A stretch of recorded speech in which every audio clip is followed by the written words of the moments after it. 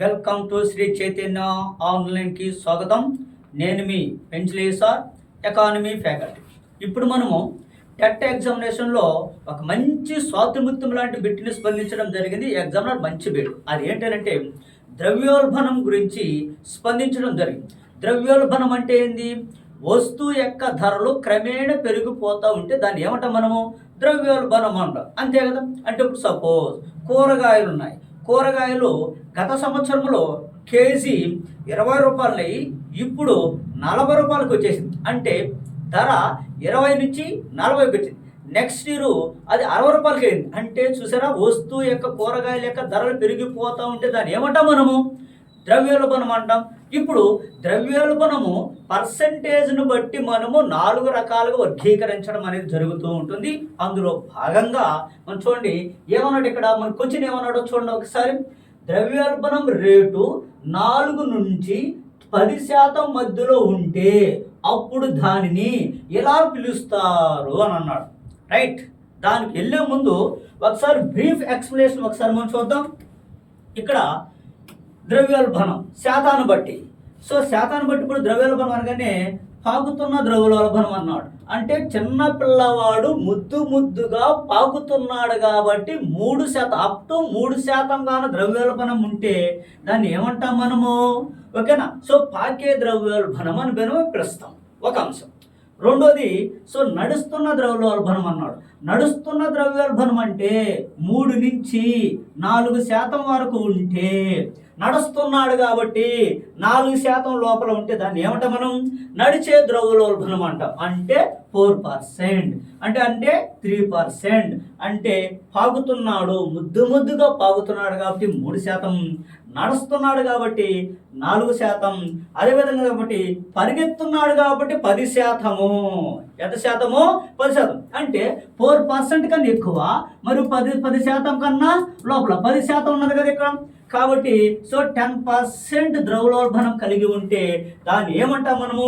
పరిగెత్తున్న ద్రవ్యోల్బణం అన్న. పరిగెత్తున్నాడు కాబట్టి 10% లోపల. రైట్, కాబట్టి ఇది కరెక్టే కదా. రైట్, ఇది అంశం.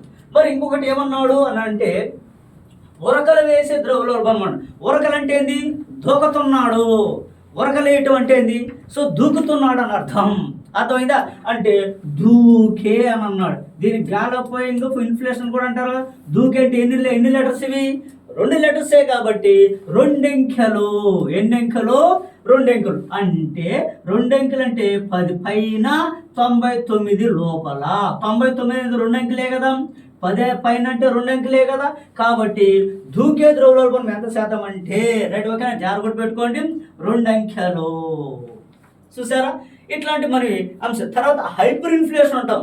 హైపర్ ఇన్ఫ్లేషన్ అనేది 3 అంకెలు. హైపర్ ఎన్ని అంకెలు? 3 అంకెలు. హైపర్ ఇన్ఫ్లేషన్ అంటాం. ఎన్ని అంకెలు ఇవి? 3 అంకెలు కాబట్టి 3 అంకెలు. దూకే కాబట్టి 2 అంకెలు. పరిగెత్తున్నాడు కాబట్టి 10%, నడుస్తున్నాడు కాబట్టి 4%, ముద్దుగా పాకుతున్నాడు కాబట్టి 3%. ఇది కంటెంట్. ఇది కంటెంట్ అయితే ఈ కంటెంట్లో మనకు ప్రశ్న అడిగినాడు చూడండి. ద్రవ్యోల్బణం రేటు 4 నుంచి 10% మధ్యలో, 4 పైన 10 లోపల ఉంటే దాన్ని ఏమంటారని అంటే సో పరిగెత్తున్న ద్రవ్యోల్బణం. చూసారా, ఇట్లా కంటెంట్ మొత్తం కనుక మనం నేర్చుకోకపోతే ద్రవ్యోల్బణం మీద 100% అండ్ 100% మనం బిట్టు పెట్టేసి రావచ్చు. మరి సరే, ఓకే, బాగుంది. ఈ ద్రవ్యోల్బణం వల్ల ఎవరు నష్టపోతారు, ఈ ద్రవ్యోల్బణం వల్ల ఎవరు లాభపడతారు అనేది కొంచెం కంటెంట్ ప్రశ్న ఇంటర్మీడియట్ స్థాయిలో. దీనికి ఇంటర్మీడియట్ లింక్. రైట్ ఓకేనా. చూడండి, ఎవరు నష్టపోతారు? ద్రవ్యోల్బణం అంటే ధరలు పెరిగిపోయేటప్పుడు ఎవరు నష్టపోతారు అని అంటే చూడు. సో కూలీ నష్టపోతాడు. వాడికి తక్కువ రెమ్యునరేషన్ వస్తుంది కాబట్టి వాడు నష్టపోతాడు. అదేవిధంగా సో రుణ గ్రహీత నష్టపోతాడు. నష్టపోతాడు. చూసారు. అదేవిధంగా చిన్నపాటి ఉద్యోగి, ప్రైవేటులో చిన్నపాటి ఉద్యోగి అంటే 10,000 రూపాయలు శాలరీ కలిగినటువంటి ఉద్యోగి, వీళ్ళు నష్టపోతారు. ఎప్పుడు? ద్రవ్యోల్బణం సమయంలో. అదేవిధంగా ద్రవ్యోల్బణ సమయంలో ఎవరు లాభపడతారని అంటాడు. ద్రవ్యోల్బణ సమయంలో ఎవరు లాభపడతారని అంటే పారిశ్రామికవేత్తలు లాభపడతారు, వ్యవసాయదారులు లాభపడతారు, అదేవిధంగా రుణగ్రహీత లాభపడతాడు. వీడు లాభపడేవాళ్ళు, వీళ్ళు నష్టపోయేవాళ్ళు. రైట్. కాబట్టి ఇది ద్రవ్యోల్బణానికి సంబంధించినటువంటి కీలకమైనటువంటి అంశం. ఇలా కంటెంట్ మొత్తం మన చేతిలోకి చేసే బిట్టింది జారిపోతుంది మన చేతిలో.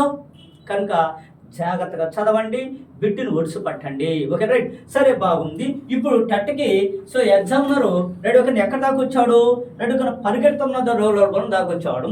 7 దాకా వచ్చి నీళ్లు తాగినాడంటే 7కి రాడా? ఇప్పుడు కమింగ్ టెట్లో వచ్చే టెట్లు 7 వస్తాడేమో, లేకపోతే 7కి వస్తాడేమో, లేకపోతే ఉరకలంటే గ్యాలపింగ్, ఉరకలంటే దూకే అడగ రావచ్చేమో. కాబట్టి ఇప్పుడు 7 దాకా వచ్చాడు కాబట్టి ఎగ్జామినర్ దీనికి సంబంధించిన మొత్తం స్టోరీ మన చేతిలో ఉంటే రేపు బిట్టు పెట్టేసి వచ్చేసేదానికి అవకాశాలు ఎక్కువగా మన చేతిలో ఉంటాయి. కాబట్టి ఇలాంటి ఎక్స్ప్లెనేషన్తో శ్రీ చైతన్య అకాడమీ అనేది సోషల్ సబ్జెక్ట్ ఓరియంటెడ్లో మీ ముందుకి ప్రతిరోజు ఒక బిట్టు రూపంలో మీ ముందుకు మేము పలకరిస్తూ ఉంటాం. Correct. Thank you so much.